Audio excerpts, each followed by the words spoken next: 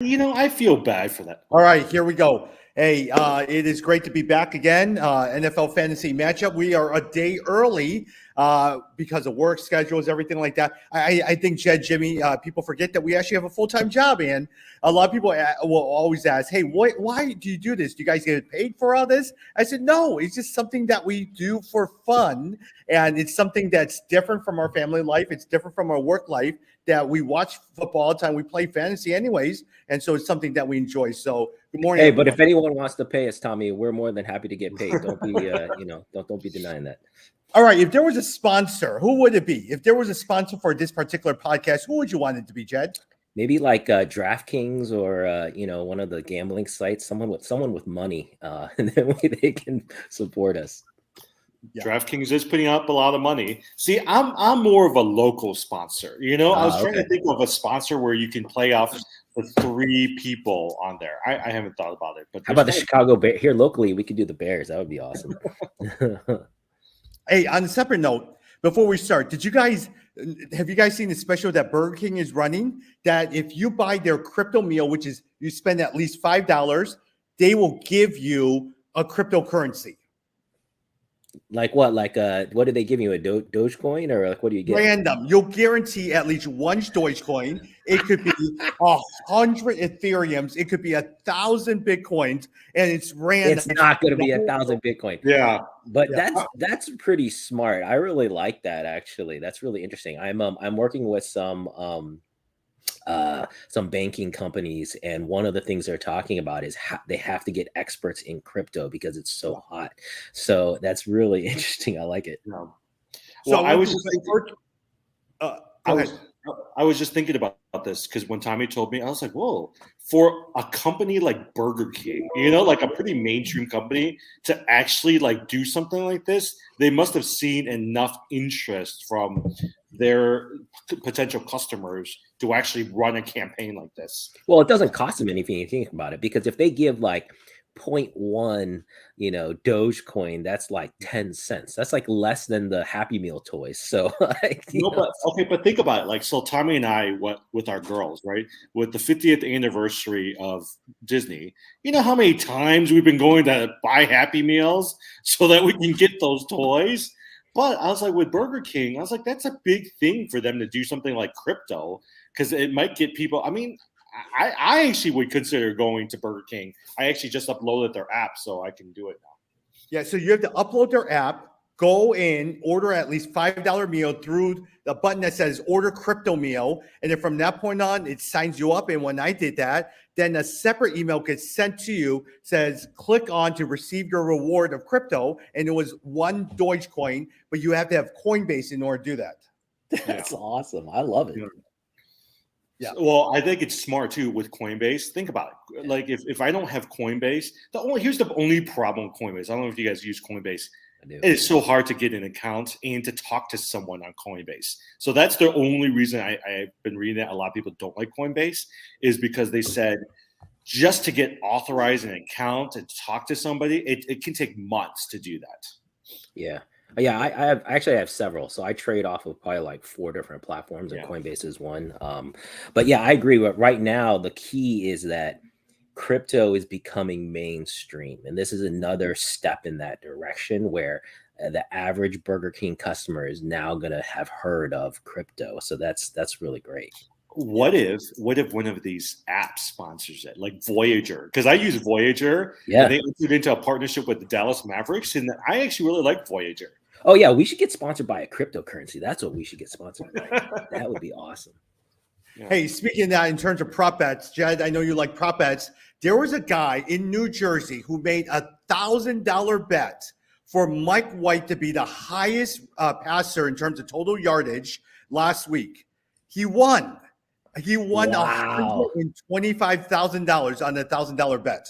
Wow, I do love prop bets. That is a really good one. That's Did you guys hear the talk that Mike White, if he does another week pretty well, he could remain the starter for the rest of the season, and they're going to be like, heck with Zach Wilson. Wow. So okay, so you guys are you stole my thunder because that was gonna be one of my picks this week. The Jets are 10-point underdogs to the Colts. I think the Jets are gonna cover. I don't know if they're gonna win, but I think they're gonna cover the spread. So that was one of my picks. No. I would bet a lunch with you, Jed, that the Colts will beat them handily and cover. Okay. Well, hey, we should bet a Dogecoin. Yes. Let's bet one Dogecoin because I believe that Carson Wentz and Jonathan Taylor and Michael Pittman will run all over the Jets, and Mike White will. He did well, but they figured him out. There's a week-long tape, and he will not do as well as this. I don't know. I mean, I can see it the other way, though, from a story perspective, right? You can see that Mike White, who came out of nowhere, who replaced the number 2 pick in the NFL draft for this year, ends up becoming the starter. And, I mean, it's actually a pretty good story. I can see that story playing out. Yeah. Well, I don't want to bet a Dogecoin because I don't like Dogecoin. I only buy Bitcoin and Ethereum. So. How about Shiba? No, I'm not buying Shiba. But yeah, let's have that bet. We'll see what happens. All right, we'll do a bet. Whether it's a lunch bet where I send you lunch or you send me lunch or a sandwich or whatever it is, we'll do that. Sounds good. All right. Hey, Aaron Rodgers, big controversy, tested positive for COVID. He's out for this week's game, and they haven't formally announced that Devontae Adams is back. He should be back. Jordan Love is starting for his first game. Jim, what do you think of that?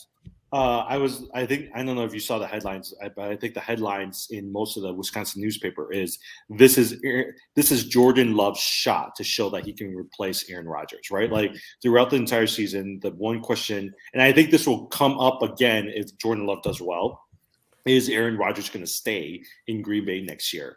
And my guess is that the Green Bay folks are looking at this and say, if Jordan Love does well, we might be able to get rid of Aaron Rodgers. Hey, I totally agree. You guys have like stolen both of my picks. So my other pick was I really like Jordan Love going into this game. They're playing the Chiefs. They're 7.5-point underdogs to the Chiefs.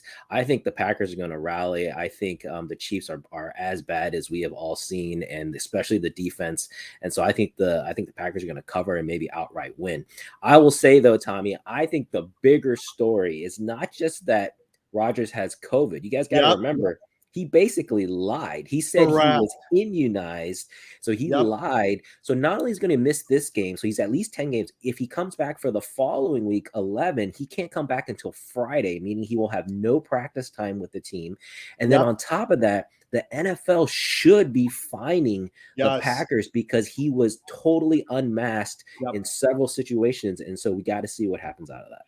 Because there are NFL protocols for those who are vaccinated and those who are unvaccinated.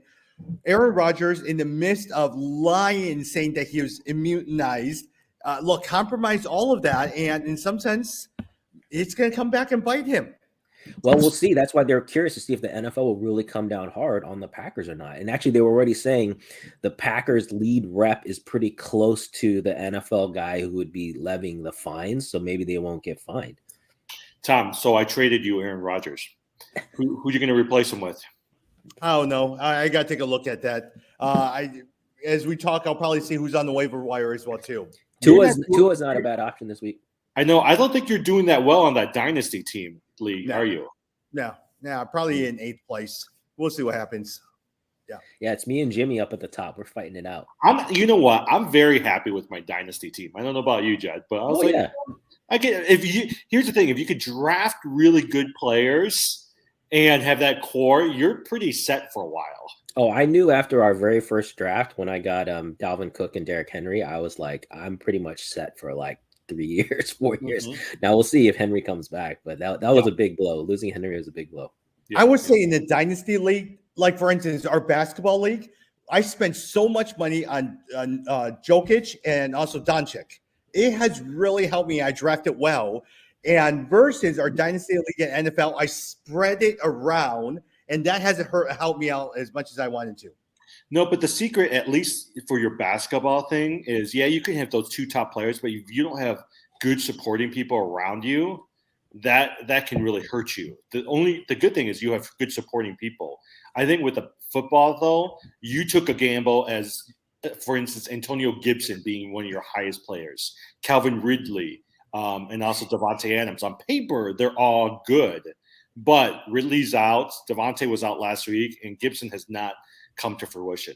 Oh, if you look at my team in our keeper league, I have Hawkinson, Gibson, McLaren, Calvin Ridley, Devontae Adams, David Montgomery.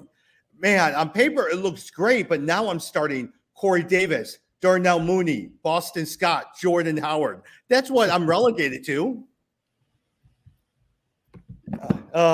So, hey, Jed, let me go over to Henry Ruggs. Henry Ruggs, the Las Vegas Raiders have released wide receiver Henry Ruggs. The team announced on Twitter because he was speeding at 156 miles an hour, drunk around 4 a.m. Jed, that's not why they released him. They released him because he killed somebody. And it ended up killing someone. So there's nothing good happens at 4 a.m. in the morning when you're out drinking. Oh, it's so sad. I mean, what a sad situation for that family. I think it was a 23-year-old that died. So yeah, I just feel really sad for them. But I mean, bottom line is Ruggs is not playing in the NFL again. I mean, he's done, and rightfully so.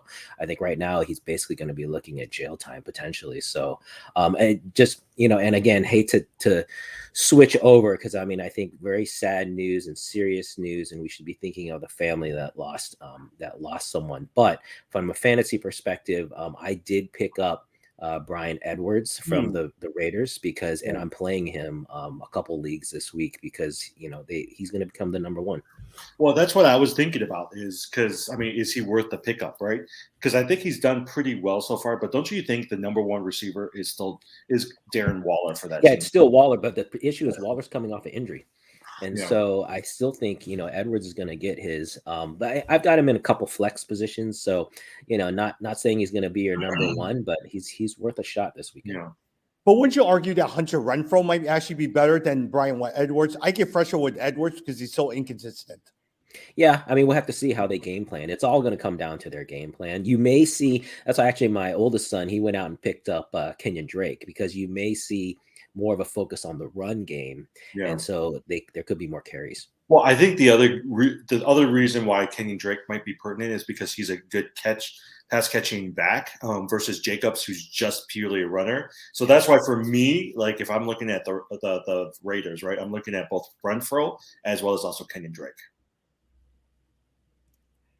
Jim, Michael Thomas had a setback while recovering from ankle injury and announced Wednesday that he is out for the season. For all those who has had Michael Thomas, including myself, on the IL, he is done for the season.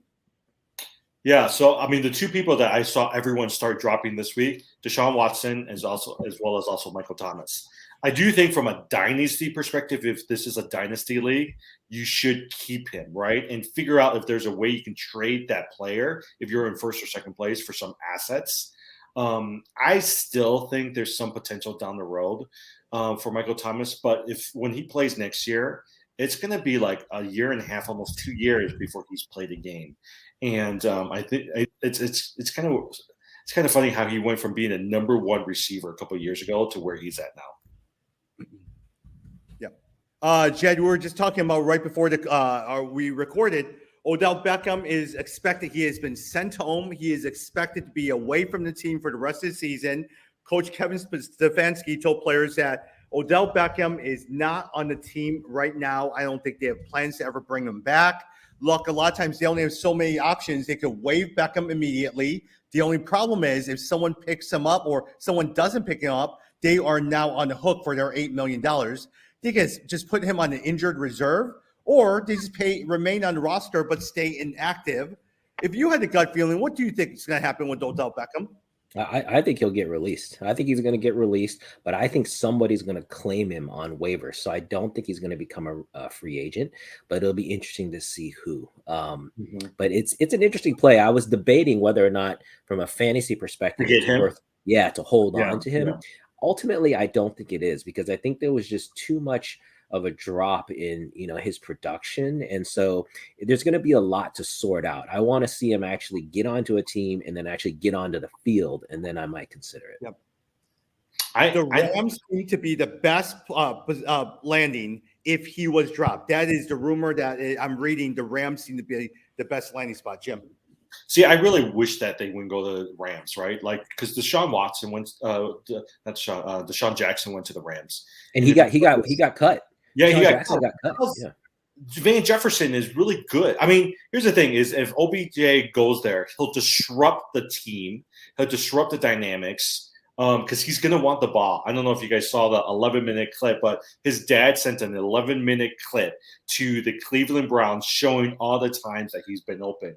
And so I think last year, if you looked at what happened with the Browns, right after OBJ got injured, they were fine. They did really well. They actually even made it to the playoffs and won that first game.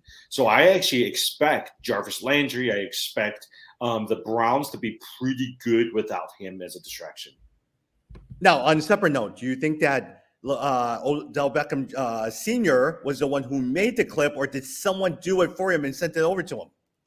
Oh, he didn't make that. He probably doesn't even know how to get onto the computer, man. He didn't make that. I bet you it was the son who had his guys make it to send to his dad, and he's indirectly communicating that message to the team. Yeah, possibly. I mean, it's really interesting, though, just like you were saying a second ago about Michael Thomas. I mean, it's just crazy how quick these players can fall from being cut. OBJ was my keeper pick. So he was my original, 5 guys that I was holding on to for the first 2 years in our keeper league. I dropped him after that second year. And it's just crazy. 2 years later, and he's pretty much gone. He's not even on rosters.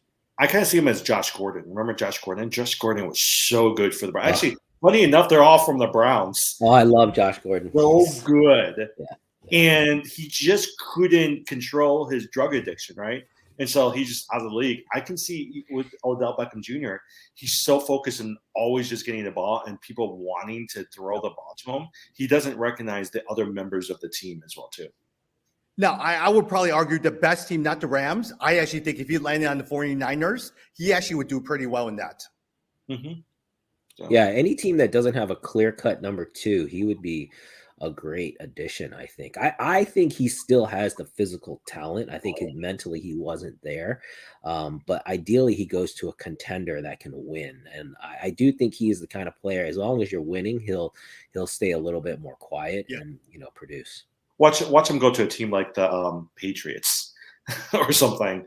Sometimes I think some of these guys, they need a hard-ass coach like Belichick to just keep them in line. Like Randy Moss. When Randy Moss, that one year he went to the Patriots. That was insane. He did good. Oh, he was the MVP of the fantasy league that year. The year they went 17-0. Remember, he had over 20-some touchdowns. That was ridiculous. That was such a fun time. Yeah. The problem with OBJ is that he does get injured a lot. Hey, speaking of injured a lot, Will Fuller, that man, everywhere he goes, he keeps collecting a paycheck. He is always out. It looks like he's going to be out with the finger again. Man, he is never on the team. The coach did say he's day-to-day, but he's still weeks out, and they expect him to play this year. But you're right. I mean, he has so much potential when he does play, but he's always injured. Yeah. Jim, Saquon Barkley tested positive for COVID-19, will be retested. Look, I mean, right now you're not expecting very much, but Devontae Booker has actually done decently well in his place. Yeah. I actually don't mind. I mean, I have Devontae Booker in quite a few of my leagues. And so the last couple of weeks, he's done pretty well. Last week, he had, 15 touches? And he scored double-digit fantasy points. So for me, I think he's pretty good. Plus, there's so many people that are out, right, for Giants, and they're still out. Hubbard is still out for a while. Galladay is still out for a while. And so they're going to need a Booker. So I don't know if you guys think so. So in one of my leagues, it's a dynasty league. I had $600 left for free agency. 600? How many did you start with? 1,000? We started out with 800, so I didn't spend anything. Weird number. Yeah, it's so 800. I got 600, so I spent 400 on Saquon Barkley because someone dropped him. Wow! And I was like, would you have spent $400 on Saquon Barkley? It depends on who your other keepers are, but yeah, I mean Barkley's a top 5, running back, so.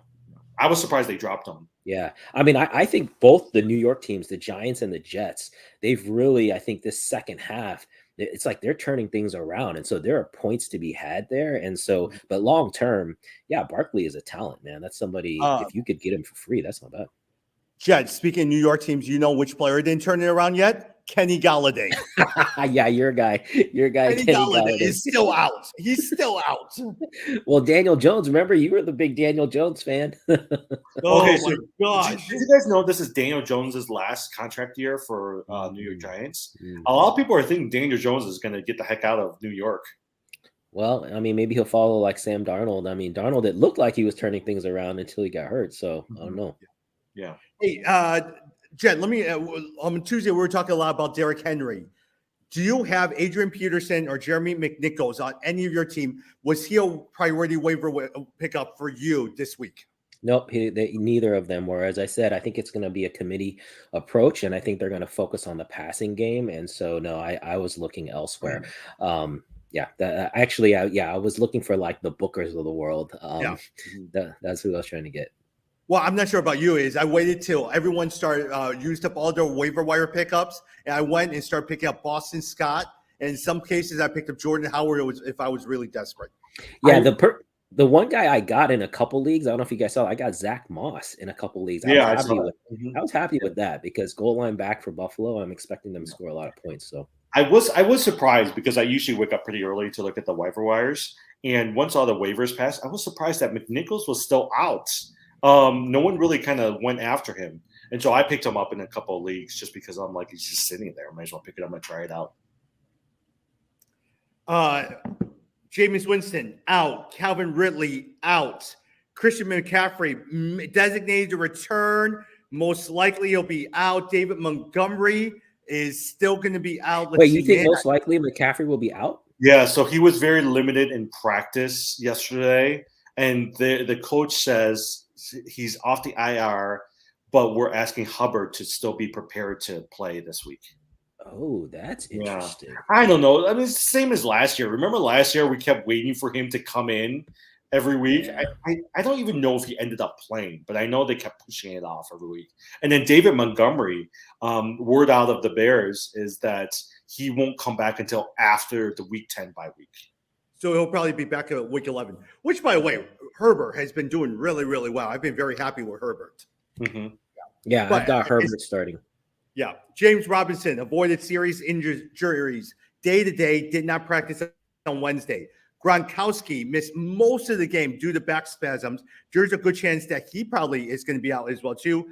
Tunyon is out for the year. Let's see, what else is there? Dak Prescott, full goal for today's practice. I am hoping that he'll play this week because I really need a Dak Prescott. Other than that, Elijah Mitchell is the other one. Does not practice Wednesday because of his ribs, so we don't know exactly what's going to happen with Elijah Mitchell. Hey, who do you guys like better, Chubba Hubbard or Mike Davis? Chubba Hubbard. Chubba Hubbard. But, I am a little hopeful for Mike Davis these days because with Calvin Ridley gone, they're going to need Mike Davis to step up. I have picked up Taja Sharp.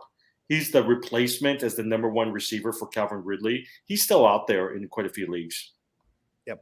Hey, how about Carlos Hyde? Have any of you guys picked up Carlos Hyde at all? But I thought James Robinson's playing, right? Like he's okay. But just in case, have anyone of you guys thought about Carlos Hyde?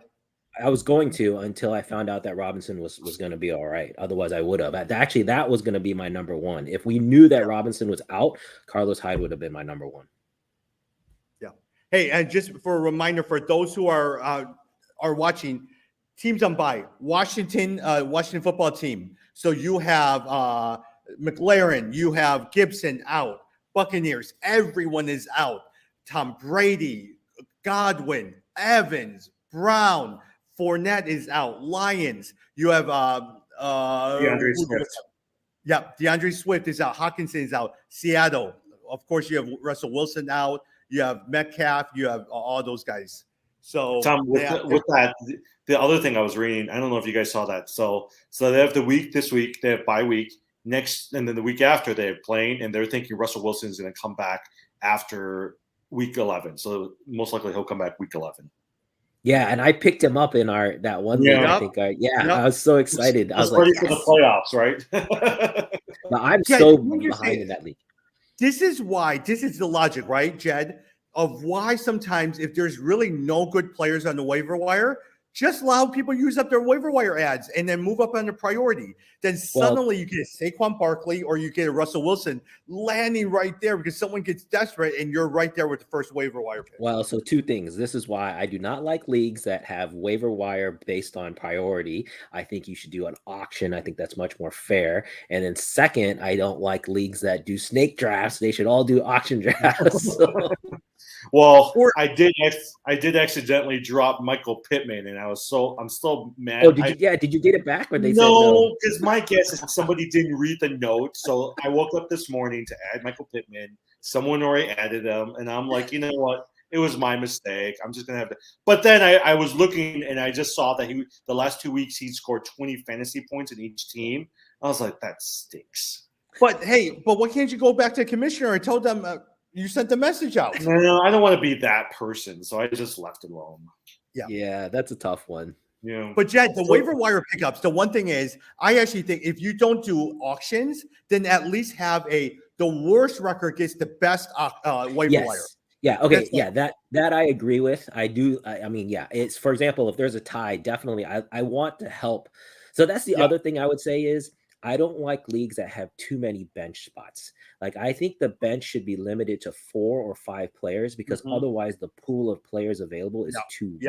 Yep. Like our dynasty league is actually pretty good. Like, I wish there was another couple more because there are times where I was like, oh, I really need that player. But I'm like, you know what? I appreciate that there's still decent players out there you can get. Exactly. That's why I think our bench is perfect. We got 4 plus like 2 IR spots. I think that's great.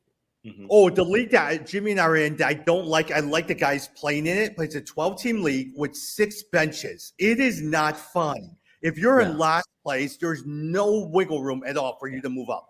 Yeah, you should get that change next year. I had in my other league I've been in for 20 years. We just dropped 1 bench spot just this past year, and actually I'm going to push for another one next year. Tom, we should do that. The one where we have it with our old friends. We should drop a couple spots because there's a lot in our basketball keeper league. What has worked for us is there's only about 4 bench spots with basketball, so you see a lot of movement, and it makes it a lot more interesting. Yeah. Hey, we could talk about this later. It's only like a 30-second aside. Did you see how far ahead the Bulls have moved up in rankings these days for the NBA? I said that. 3. Did you say? I was like, whoa, they're pretty high up there now. All right, let's hold off on that because I want to go with Jed's picks for the week. And then from that point on, I want to go through some games. And then let's talk about basketball for a little bit. Yeah. So, well, you guys already heard my 2 picks. We kind of stole some of my thunder, but I think one of the big ones again, Packers are 7.5 point underdogs to the Chiefs, but I think Jordan Love is going to do well. I think the team's going to rally, and I just think the Chiefs defense in particular is just in shambles. So I expect the Packers to focus on Aaron Jones. I still think Love is going to have a good enough game getting the ball to Devontae Adams. I think the Packers will either cover or outright win this game against the Chiefs. The other pick that I mentioned, we talked about the Raiders and the Giants. This one, I really wanted to pick the Giants. They're 3-point underdogs to the Raiders, but I think the Raiders coming off the bye week, they have a good chance to beat that. But I was hoping to kind of pick the Giants there. But the other big one was the Jets versus the Colts. So me and Tommy will have a little bet. I've got the Jets covering the 10-point spread. Tommy's got the Colts beating them. Basically, I'm banking on Carson Wentz throwing a couple interceptions, the Jets and Mike White continuing his Cinderella story. So I think they'll be able to cover. So we'll see what happens. Michael Pittman's going to do well. Jonathan Taylor's going to do well. Darius Leonard is going to be all over the field. You're going to see 11 tackles, at least 1 or 2 sacks with a couple of quarterback pressures. That's what you're going to see. You know what's going to help White as a quarterback if Michael Carter continues to emerge as a pretty decent fantasy player, and the backup tight end the backup running back Johnson is going to be able to help because both of them last week did pretty well. Johnson also almost rushed for 100 yards. I think he rushed for like 86 yards. If both those running backs can do well, they'll take pressure off of the quarterback. And I actually think I'm like you. I think they have a decent chance. Hey, a couple of things. Now, Jed, I would not be surprised. The only thing I disagree with you is I think Jordan Love probably won't do well. I would not be surprised if it was A.J. Dillon, Aaron Jones running all day. I would not be surprised if that's going to happen. Well, especially if Devontae Adams, because right now, technically, he's still on COVID protocols, right? And so you're hoping that he's going to come back. But if he doesn't come back, you're going to have to go with those two running backs, and that's what they did last time. I also think Mercedes Lewis, the backup tight end, who's going to take over for Tonyan, he might be a good fantasy play for some people looking for a tight end. Yeah, I was just going to say, I have a team that has both Aaron Jones and A.J. Dillon. This is the first game I'm going to play both because I think you guys are right. I think there's going to be enough points to go around. Yeah. Hey, one ad, especially with all of the Tonyan is out, everything like that, tight end. Have you guys been watching the tight end from the Pittsburgh Steelers, the rookie? I picked him up in 2 leagues because he actually he's been a favorite of Ben Roethlisberger. Yep. He's been being looked at the red zone, and he's averaging 6 to 8 fantasy points. So I'm like you. If you need a good tight end, he's actually pretty decent. For those who are watching, his name is Pat Freiermuth. He has 4 catches, 44 yards, and 1 touchdown last week. He has played 72% of all of the snaps and has done really well since J.J. Schuster went out with his injury, season-ending injury. So if you need a tight end, he is someone that you need to watch for as well, too, as someone to pick up. I think historically, too, but Roethlisberger seems to go for these big tight ends when he's in the red zones. And so that's one of the reasons why I picked him up, just because I think he's always going to at least get a look from Roethlisberger. Yep. A couple games I want to talk about, and then I know you guys want to talk about basketball. We've talked about the Jets. We've talked about the Jets and the Colts as well, too. The one that I want to look at is Broncos against the Cowboys. 6-1 Cowboys against the Broncos, 4-4. Melvin Gordon has 10 fantasy points in 5 games this season. He is running back 15.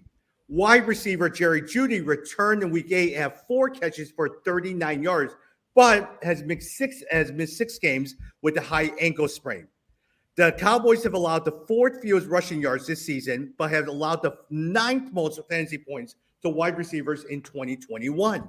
Jed, are you starting any of these guys in terms of Melvin Gordon or Jerry Jeudy? Oh, yeah, I'm definitely starting Jerry Jeudy. I told you guys last week I didn't want to start him, even though I knew he was going to play, because I wanted to see how he played. I thought that was a perfect little warm-up for him. Now, this week, I expect him to take back over as the number 1. I like this setup for him. I've got him in a couple of different flex spots, but if you have Jerry Jeudy, get him in your lineup. I think he's going to score. Yep. Jim, the Vikings 3-4 against the Ravens, 5-2. Lamar Jackson has been decent, not very good, but decent as well too. Dalvin Cook has 18 plus carries in every game. Adam Thielen has been done pretty well. Mark Andrews has 3 touchdowns in the last 3 games. Thoughts on that game? I actually think that Adam Thielen will continue to be pretty good from a fantasy standpoint. He's actually right now, at least the last couple of games, he's been better than Justin Jefferson. Kirk Cousins, I think, is consistent. He's going to get your, 19 to 20 fantasy points every week. I don't think Dalvin Cook has been the Dalvin Cook of past years, though. He's done decently, but it's not like he's gotten the fantasy numbers like he did last year. I do think the sleeper in the both games that you want to watch out for is Rashad Bateman. Every time I hear what people are saying, they said, don't sleep on this guy. He's really good. But the thing is, if you look at the waiver wires, he's still out there in quite a few leagues. I mean, I quite honestly haven't even picked him up. There are times where I look at him and says, maybe I should pick him up this week, because if I wait another week or 2, it might be too late, similar to the Michael Carter thing. Yeah, the Baltimore Ravens passing game is so suspect. I don't feel like it's consistent. I still don't get the Ravens team. Mm-hmm. Like one week I feel like they're the best team in the league. The next I think they're like the 10th. So it's so strange. It's because they're not consistent, right? They're only based off of how Lamar Jackson is doing. Because if you look at the running game, they have no running backs whatsoever. Mm-hmm. If you look at the wide receivers, they have good receivers, but it's whether or not Lamar Jackson's even able to get the ball, because half the time he's trying to decide whether or not he wants to run. And you know what? Now, if you think back to it, they beat the Chiefs this season, and we thought that was a really good sign. But now looking back on it, the Chiefs defense is horrible, and they barely won that game. And so it's just suspect. It's so interesting. You think about in the beginning of the season, they have these power rankings for, how hard your opponents are going to be. All of that gets flipped because the Chiefs defense is horrible. The people would have thought that would be a tough game. It's actually not. The one good thing, I mean, I don't know if you noticed that it was like a Monday night football game or Sunday night football. I forgot which one it was, but that was the first game where everyone really clearly saw how to defeat the Chiefs, right? If you take out Kelsey, you take out Hill, essentially you force Mahomes to try to do something, and it doesn't work. So he either force-fed the ball to those two and got picked off, or he's just scrambling around, not knowing who else to throw to. Yeah, basically they put two deep safeties so far back that Mahomes has nothing over 20 yards. It has to be passes under 20, and he hates that. And so, but it's so funny. You would think he would adjust. It's like, just go to the dink dunk strategy and you'll be fine. But they haven't adjusted. Yeah, Chad, Bengals 5-3 against the Browns 4-4. The one person I want to talk with you about is, with Odell Beckham gone, Donovan Peoples-Jones leads the Browns wide receivers in fantasy points, and we'll see an increased role. Is he somebody that you want to start this week? No, not me. I'm only playing running backs from the Cleveland Browns, and we got to see how they come out. That team has been so up and down. Same thing with Cincinnati. Remember, Cincinnati's coming off of this loss to the Jets. So I am a believer in Cincinnati, and if they are what I think they are, they should come out gangbusters and win this game. But we'll see. Both the Bengals and the Browns, again, just inconsistent. Now, last week, Dearness Johnson, I mean, I had him. He had one touchdown, not too many yards. Is he somebody you're looking at for your flex, thinking that he might get a touchdown or two here, Jed? Yeah, I mean, well, both Chubb and is Kareem Hunt back? Nope, Kareem Hunt is gone. Only Chubb's. Yeah, not for a couple more weeks. Yeah, so if Hunt is still out, then yes, I think Dearness Johnson, I mean, he's looked great. I mean, in the time that he's been in there, it is clear that he is more than capable of taking over those carries. So, yeah, I wouldn't mind putting either of those guys in. Just so you know, the Browns. Go ahead, Jim. Go ahead. Go ahead. I'm lagging right now for my internet. All right, just so you know, Jed, going with what you're saying, the Browns have allowed the fifth most fantasy points to quarterbacks in 2021. They also have allowed 17 receiving touchdowns, tied for the third most in the NFL. I would not be surprised. Look, Jamar Chase, Tyler Boyd, T. Higgins, but you're going to see a lot of connections between Burrow and Chase this week. Yeah, I think the passing game for Cincinnati is going to look good. I was debating, so I had Tyler Boyd. I just dropped him for Zach Moss in our league because I was debating the third Cincinnati receiver. To me, Boyd is third behind Higgins and Chase, or a Zach Moss who's hopefully the goal line back. So, but no, I expect if you got Tyler Boyd, get him in there. I think he's got a good shot. Guys, I don't know if you're surprised by this, and I know, Jed, you picked him up in the league, but Joe Burrows at the end of this year could become the top 5 fantasy quarterback, right? Well, and here's the thing. I've got Burrows and Kyler Murray, so you can't keep both in our keeper league, so I was debating, like, what do I do? Because they think, it's Josh Allen right now, Tom Brady's doing pretty good, depending on how Kyler Murray, but Joe Burrows could be literally number 3, 4, 5 in fantasy points this year. Yeah. Jim, Cardinals 7-1 against the 49ers 3-4. We talked about Kyler Murray. We talked about DeAndre Hopkins, but more on the San Francisco side. If the 49ers, Elijah Mitchell, is not able to play, JaMychal Hasty, Trey Sermon, who are you looking at, Jeff Wilson Jr.? I would say Hastings is really the next person, but I actually didn't know that news about Mitchell. So it does make me rethink the strategy of not picking up a Trey Sermon. And because I still think he might be relevant as you're going to – if Mitchell is out for a while, Sermon automatically becomes somewhat relevant. The problem is the last few weeks he just hasn't played. Yeah, I wonder what's been to me. I wonder if it's that he's just been missing the pickups on pass coverage, and that's why he's not getting in, because the talent is there. So he must not be doing something on the homework side that's keeping him out. But again, we've always said whoever starts in San Francisco's backfield, you want that guy because he'll produce. Yeah, and the problem here is if you look at Hastings, right, and even Mitchell, that's the problem is they might do good one week, but they're injured the following week. And so that's why who is the consistent number 1 running back? And if you picked up a Sermon, you're really trying to guess which week he's going to end up doing pretty well. Jed, last one. Bears against Steelers. 4-3 Steelers. Bears 3-5. There's really nothing to say about that. I mean, I really believe the Steelers will win. I mean, thoughts on that one? Allen Robinson is not doing well. Khalil Herbert is probably the only one from the Bears you're starting. Maybe it's Darnell Mooney. Yeah, I mean, again, we could probably bet on this one too. I really want to pick the Bears. I feel like Justin Fields, we still haven't seen his signature game. I mean, we've seen glimpses like that touchdown run he had last week, but I'd like to see him put together a signature game. I feel like he could do it against the Steelers. The Steelers have been, they're suspect and they're not consistent, and so I want to say they can put it together this week. I actually have both Herbert and Mooney on one team, and I was really debating. I didn't like starting both, so I agree with you. Herbert's probably the guy to go with, but I'm hoping that Fields can put it together and the Bears can sneak out a win. Jay, you know one person who won't be watching that game? Eli Manning and Peyton Manning. Peyton Manning and Eli Manning. They're skipping this game. Here's the thing.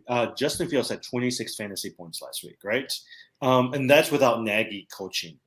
I actually would love to see this week to see if he can somehow duplicate that. Even if they lost, if they can figure out how to duplicate that effort. I do think Allen Robinson is gone next year. But you're looking at Mooney, you're looking at Cole Kmet, you're looking at a Herbert. I actually think those pieces might be decent for them to at least try to build something around. That's what we say every year, Jimmy. I know, yeah. So, but I'm telling you, it's Nag. It's Nag. And the other thing, here's the thing. I don't fully trust the general manager for the Bears too, Ryan Pace. Yeah. Because if you look at his history, the first two picks always end up not doing well. He does really good towards the latter end of those, but that's where you get the Mooneys and the Herberts. You're going to get these mid-level guys, but you've lost out on the superstars. As we wrap up, did any of you guys watch the World Series at all with the Braves winning against Houston Astros? I didn't watch, but I'm so glad that Houston didn't win. I saw this graphic that said, all the fans for Atlanta for the U.S., it was all of U.S. and then only Houston was, and exactly same. If they had somehow won, I would have been so mad after that cheating scandal. I felt like they should have been stripped of that title. And so, I'm glad they didn't win. Yeah. And also Soler, former Cub Jorge Soler, won the MVP. He was a midseason acquisition from the Kansas City Royals. Man, he did so well in the World Series. Well, you saw the talent there. I remember during that one playoff run for the Cubs. I mean, he obviously had the talent. It just wasn't consistent yet. But how many former Cubs have won the MVP? I mean, we probably lost count at this point. I mean, look at all the Cubs that are gone now, like the Schwarbers of the world, Rizzo. I mean, they all did things for their teams this season, especially during the playoffs. Yeah, Jim, thoughts about the Bulls before we wrap up? Yeah, they really shot up in power rankings, even above the. So I think number one is the Miami Heat, right? The Miami Heat. If you look at it, this last game I was watching them, they had Bam scoring 20-some points. They had Lowry scoring 27 points. Butler's doing well. And then also Tyler Hero, the guy who I picked up in our Dynasty League, because Tyler Hero says that he's just as good as Trae Young and also Luka Doncic. So I was like, he actually might be worth the flyer. And he's actually doing really well this year. Second is Utah Jazz, who came down for number one rankings. And number three is the Chicago Bulls, right above the Golden State Warriors. They just lost yesterday for Philadelphia, so you're hoping that's just a fluke, but they've been doing really well. DeMar DeRozan is actually now the leading scorer this season. So, Jimmy, we should have developed some kind of a game where you could buy stock in teams and then as they go up the power rankings. Because remember, we can go back to our recording. When the season started, I said the Bulls were ranked 9th in the East, and I said that was ridiculous. They should be 3rd or 4th in the East, and now they're 3rd or 4th overall. I mean, I thought that was obvious from the preseason that this team was going to shoot up, and it's definitely a playoff team. There were experts out there saying they might not be a playoff team, which is ridiculous. Do you guys remember? I don't think you've ever played this game. There was before fantasy basketball and football, there was this game called NBA Fantasy GM. And it was actually a game very similar to that. You can buy players for really, really cheap, right? And then as they go up, you can keep the players or you can sell them for a certain amount of money. But it was always really neat to be able to say you got, Jimmy Butler when he was like $1, and now he's worth $60. Well, you can do that with trading cards now. I mean, the trading card market has shot up. And so you can definitely, you buy into rookies and then you see how their cards go and then you can sell. I mean, the trading card market is basically the stock market now. Yeah, interesting. Yeah. The only concern with the Bulls right now, with the injury to Patrick Williams, they don't have a lot of size. Because if you look at the center position, Vucevic just isn't. I mean, but after him, who else are you starting? So you've been seeing a lot of Caruso in the fourth quarter. Now, here's rumors I hear a little bit about is Thaddeus Young is not playing very much in the rotation. Former Bull. The Spurs might release him. They might trade him. He might be someone to target. Some people said, is Marvin Bagley from the Sacramento Kings someone that you want to take a shot at because you have a trade chip in Kobe White? So he clearly is from the old regime. Can you dangle him for a couple players? Yeah, you're right. Size is one of the biggest issues, but the thing about Caruso, remember, he's been playing in the fourth quarter before the injury. And so he was definitely the guy they were planning to go to when it came down to the key minutes. I mean, this team is built to be small ball. It's built to be team-oriented, a lot of passing. So, but I agree, if they want to go deeper into the playoffs, they got to get more size. Well, that's why, for me, I don't think they're going to trade a Kobe White, right? Because I think Kobe White fits into the type of basketball that they want to play. My guess is if they're going to trade someone, they're going to trade a Vucevic to go after one or two bigger guys for them. Because Vucevic, if you think about it, doesn't really fit clearly into the system because he's kind of a little slower. He needs to play half court. And he's right now the third or fourth option behind Lonzo Ball or Zach LaVine. And so my guess is they'll end up getting rid of him. Yeah, those centers that do really well. Gobert does really well. Capella, Jared Allen. Those are the three guys I tend to like. Evan Mobley over at Cleveland has been doing really, really well. Can you imagine if a guy like Capella or Gobert was on the Bulls with this group of people? Like I think they would be they would at least be one or two. My only concern right now is DeMar DeRozan. He is playing out of his mind. He's performing, I would say, at a maybe 50-60% higher rate than I expected to start the season. I'm just not sure he can consistently do that. That's my only concern, is this is just a early season blip and that it might kind of have regression to the mean. I think the other thing you also have to be concerned about is, who is it? The coach even did say Zach LaVine isn't all there yet. And partly just because he injured his hand or finger. And so I think that's the other thing. He's not going to have surgery until the offseason. But at some point, I feel like that's really going to affect him. Well, Jim, you have to run to a meeting, and the rest of us have to go back to work. So we'll probably see and talk to each other on Tuesday.